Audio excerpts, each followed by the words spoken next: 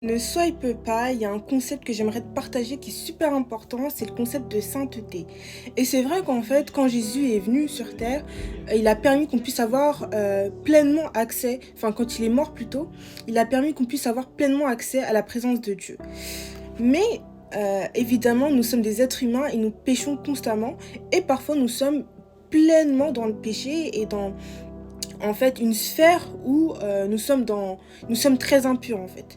Évidemment, nous sommes pécheurs, mais il y a des moments dans notre vie où nous allons être plus propices à être pleinement dans le péché.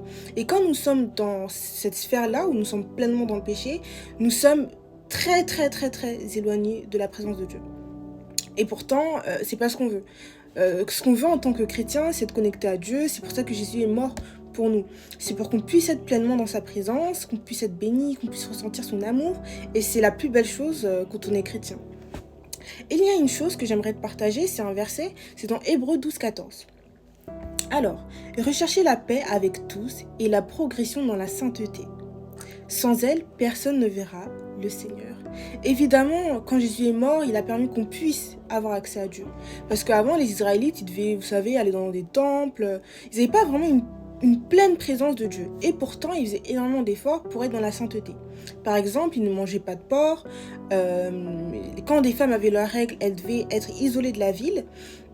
Et du coup, le reste du peuple, lui, pouvait avoir accès à la présence de Dieu. Maintenant, quand Jésus est mort pour nos péchés, on a le Saint-Esprit en tout temps avec nous. Donc, normalement, on a tout le temps accès à la présence de Dieu. Mais Dieu reste le même Dieu que dans l'Ancien Testament et dans le Nouveau. Il rejette toute impureté et il rejette en fait tout ce qui n'est pas saint. Puisque notre Dieu est un Dieu saint, c'est comme la lumière rejette l'obscurité. En fait, quand nous sommes dans des sphères de notre vie où nous péchons constamment, donc quand nous sommes dans des sphères où il y a vraiment l'iniquité, enfin je sais pas comment dire, quand nous péchons en fait tous les jours, tout le temps, en tout temps, et que nous sommes dans des sphères en fait de dépression, dans des sphères où nous ne prenons pas soin de nous, nous péchons vraiment tous les jours en fait, nous ne pouvons pas avoir accès pleinement à la présence de Dieu. Et ça c'est hyper important, c'est que parfois on se demande mais j'essaye quand même de prier, j'essaie quand même de faire ci, mais je ressens pas sa présence, il y a quelque chose, c'est parce que tu es dans une sphère où tu es en fait dans un stade d'impureté, où tu n'es pas saint, où tu ne recherches pas la sainteté, et du coup tu ne peux pas avoir pleinement accès à Dieu.